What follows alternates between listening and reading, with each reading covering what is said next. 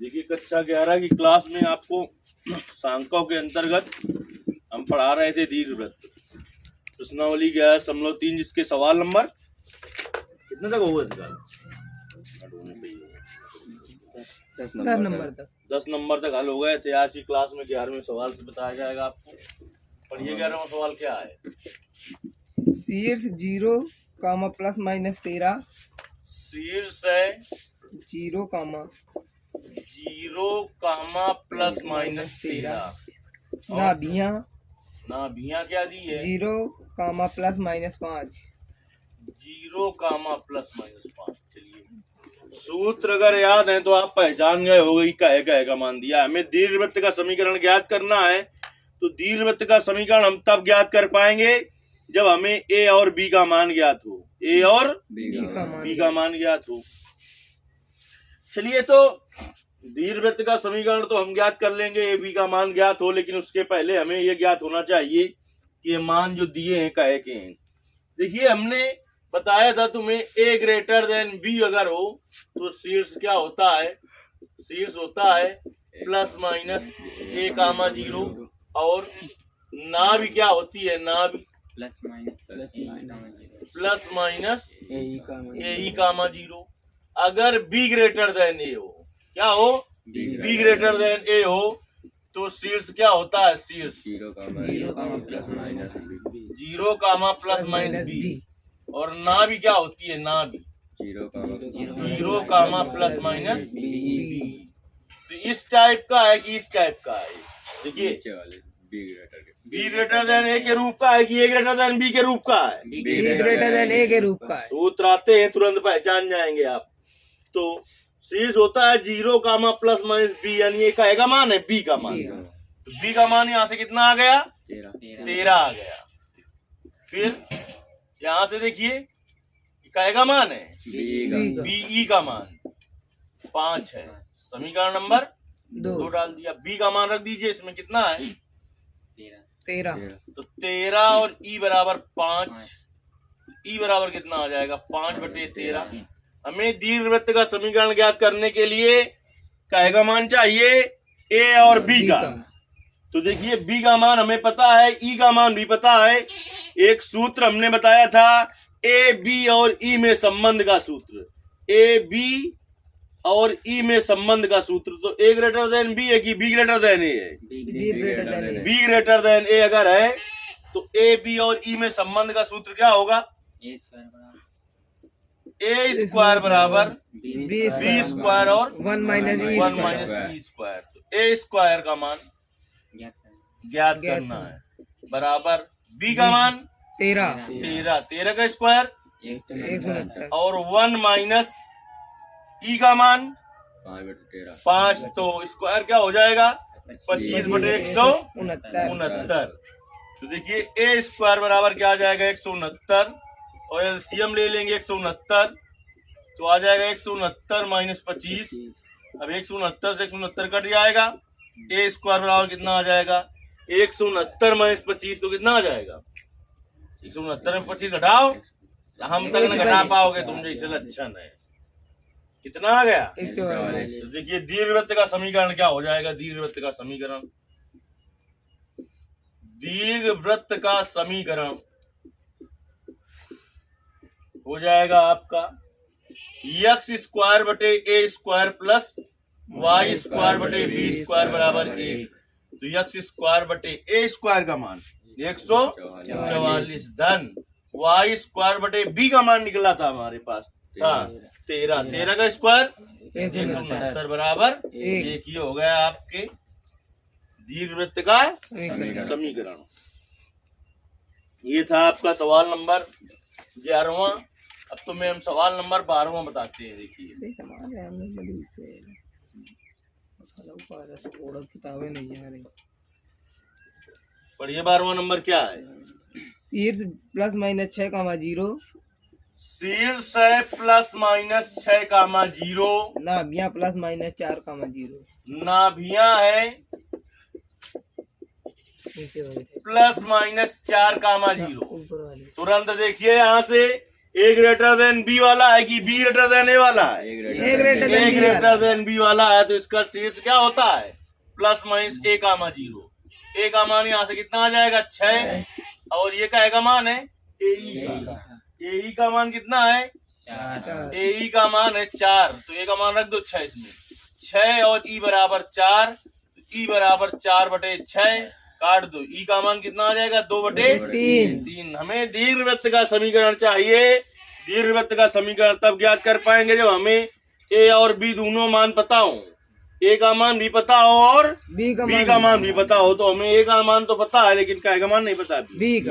B का मान ज्ञात कर लें। ए ग्रेटर देन बी वाला है, ए ग्रेटर देन बी वाला हो तो ए बी और ई में संबंध का सूत्र होता है बी स्क्वायर बराबर ए स्क्वायर और 1 माइनस ए स्क्वायर। ए का मान 6 का स्क्वायर 36 और 1 माइनस ई का मान 2/3 का स्क्वायर 4/9। तो 36, 9 ले लीजिए एलसीएम। 9 माइनस 4 तो कितना हो जाएगा? 9 चौका 36, 4 गुणते 9 माइनस 4 5, 5 चौको का मान है बी स्क्वायर का। देखिए दीर्घवृत्त का समीकरण क्या हो जाएगा? दीर्घवृत्त का समीकरण आपका हो जाएगा एक्स स्क्वायर बटे ए स्क्वायर प्लस वाई स्क्वायर बटे बी स्क्वायर बराबर 1। एक्स स्क्वायर बटे ए का मान 6 का स्क्वायर 36 प्लस वाई स्क्वायर बटे बी स्क्वायर का मान 20 बराबर 1। ये रहा आपके दीर्घवृत्त का समीकरण। यदि कोई सवाल नहीं आता है तो आपको कम समझ में आता है तो उसके लिए कमेंट करना है। उस सवाल के लिए फिर से वीडियो बना दिया जाएगा। तो सवाल नंबर था आपका कौन सा? 12। अब तुम्हें हम हल करते हैं। सवाल नंबर देखिए 13 हल करते हैं। 13 नंबर सवाल बोलिए क्या है? दीर्घज के अंत्य बिंदु। दीर्घज के अंत बिंदु क्या है? +-3, 0 +-3, 0। लघुवच के अंत बिंदु। लघुवच के कितने? +-0, +-2 0, +-2। देखिए ये चित्र से समझ लीजिए, ज्यादा अच्छे समझ में आ जाएगा। कुछ नहीं, सीधे सीधे मान दिया हुआ है। ये देखिए हो गया केंद्र 0, 0। यहाँ से यहाँ तक की दूरी दी है 3, तो इसका क्या हो गया? 3, 0। और यहाँ से यहाँ तक की दूरी दी है 2, ये कितना हो गया? 0, 2। प्लस माइनस क्यों लिखा गया है? क्योंकि इधर आ जाएगा बी डैश तो होगा 0, -2। इधर क्या आ जाएगा? ए डैश तो -3, 0 होगा। तो ए का मान कितना है? 3 और बी का मान कितना है? 2। ए और बी दोनों का मान ज्ञात है हमें। तो दीर्घवृत्त का समीकरण क्या हो जाएगा? पता चला ना? दीर्घवृत्त का समीकरण होता है आपका एक्स स्क्वायर वाला से मिला लेना बटे ए स्क्वायर प्लस वाई स्क्वायर बटे बी स्क्वायर बराबर 1। एक्स स्क्वायर बटे ए का मान 3, 3 का स्क्वायर 9, धन वाई स्क्वायर बटे बी का मान 2, 2 का स्क्वायर 4 बराबर 1।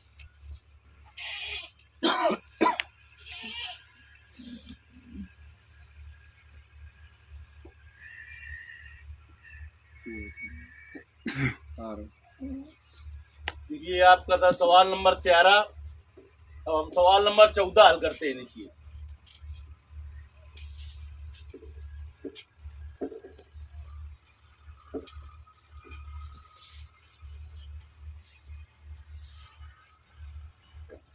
चौदह नंबर सवाल पढ़िए क्या है? दीर्घज के अंत्य बिंदु। दीर्घज के अंत बिंदु अंतर लिखो है। नहीं क्या बाबू इनको का नौजासिस गो का दीर्घ 0, +-√5 0, +-5 √5 बोलो तो रूट गिरा दे आपकी वहीं। और लघुवच के अंत बिंदु। लघुवच के अंत बिंदु कहाँ है? Zero comma plus minus 2। दोनों में जीरो पहले है, हाँ हैं? अरे नहीं, जो है प्लस माइनस 1 कामा जीरो। ऊपर वाला बना प्लस माइनस 1 कामा जीरो। इसे मिला लो होश में। सही है। सही है। जीरो पहले लिखा है दीर्घ में, यानी इस तरीके का है, इस तरीके का दीर्घवृत्त है ये। तो इस तरीके का दीर्घवृत्त है तो ये कहेगा मान है, ये दो बी का बी का मान है। बी का मान कितना है बेटा? रूट 5 हैं? रूट 5। ये बी का मान है, क्योंकि वाई अक्ष में दूरी जीरो है तो ये बी का मान है √5। इसको देख लेते हैं। ए डैश, ए डैश, ये X dash, Y Y Y dash Y dash. तो ये क्या है? ए डैश, ये है बी और ये है बी डैश। तो इसका संग 0 कामा एक अक्ष का लिखे दे रहे हैं, और इसी तरीके से इसका यहाँ से यहाँ तक का होगा 1। केंद्र है 0 कामा 0, इसका हो जाएगा 1 कामा 0। तो यहाँ से ए का मान कितना निकला? 1, और बी का मान √5। तो दीर्घवृत्त का समीकरण देखिए क्या हो जाएगा। दीर्घवृत्त का समीकरण x² बटे a² प्लस y² बटे b² बराबर 1। तो x² बटे a का मान 1 का स्क्वायर 1 प्लस y² बटे b का मान √5 का स्क्वायर बराबर 1। ये हो गया आपका सवाल नंबर 14। चलिए देखते हैं अब सवाल नंबर 15 क्या है। उत्तर देख लो भाई, एक लोग सवाल बोलो अगला। दीर्घ अक्ष की लंबाई 26। दीर्घ अक्ष की लंबाई है 26 और नाभियां +-5 कामा जीरो। नाभियां है +-5 कामा 0। देखिए अभी दो पहचान जो हमने पहले लिखी थी, एक दीर्घ अक्ष भी नहीं बता पाया कि a बी वाला है कि b ए वाला है। नाभ भी ने बताया, नाभ में क्या लिखा है? a b। नाम में a बी लिखा है। नाभि में हम पूछ रहे हैं क्या लिखा है? नाभि में लिखा है +-a कामा 0। ये किस वाले दीर्घवृत्त का होता है? तब हम कहेंगे a बी वाले का। बस ओके, अजू कुछ मन बा ए कामा 0 नाभि होती है ना। किसकी का नाभि होती है? ए कामा 0। सीधे ये ध्यान रखिए, 0 बाद में लिखा हो नाभि और शीर्ष में तो a बी वाला है, और 0 पहले लिखा हो नाभि और शीर्ष में तो b ए वाला है। 0 पहले लिखा हो और जो बिंदु और जो बाद में लिखा हो तो वो कौन सा है? b ए वाला। अगर बिंदु पहले लिखा हो 0 बाद में लिखा हो तो वो कौन सा है? a बी वाला। तो नाभि में 0 बाद में लिखा है, पहले लिखा है, नाभि क्या होती है? ए का मान कितना है? 5।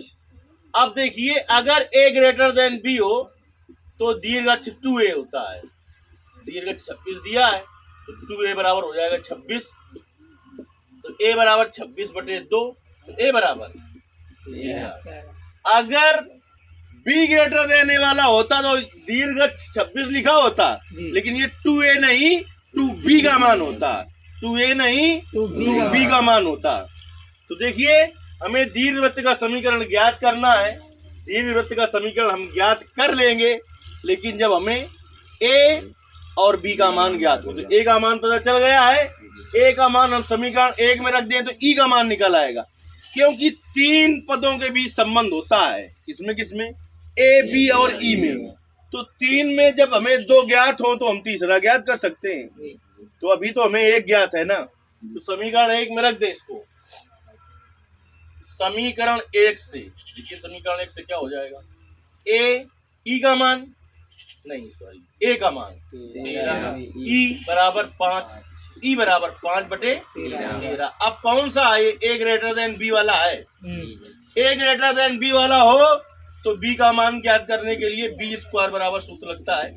अरे कुल मिला के बी का मान ज्ञात करने की बात नहीं कहे हम ये कहे कि ए बी और ई में संबंध वाला सूत्र होता है बी स्क्वायर बराबर ए स्क्वायर और 1 माइनस ई स्क्वायर। तो बी स्क्वायर बराबर ए का मान 13 का स्क्वायर 1 माइनस ई का मान 25 बटे 169। 169 एलसीएम ले लो कितना 169 माइनस 25 169 गुणते 169 में घटा दो 25 144 बटे 69 की 169 इससे कट गया। बी स्क्वायर का मान कितना आ गया 144। अब देखिए दीर्घवृत्त का समीकरण हम ज्ञात कर सकते हैं। क्या हो जाएगा दीर्घवृत्त का समीकरण? दीर्घवृत्त का समीकरण क्या हो जाएगा? एक्स स्क्वायर बटे ए स्क्वायर प्लस वाई स्क्वायर बटे बी स्क्वायर बराबर 1। एक्स स्क्वायर बटे ए का मान 169 ए का मान जो हमको क्या करे वो बताया करो 13 का स्क्वायर 169 प्लस वाई स्क्वायर बटे बी स्क्वायर का मान सीधे सीधे रखा है 144 बराबर 1 ही हो गया दीर्घवृत्त का समीकरण। इस तरह से आज की क्लास में ये आपको 5 सवाल बताए गए। इसके आगे के बचे हुए जो सवाल होंगे कल की क्लास में बताए जाएंगे।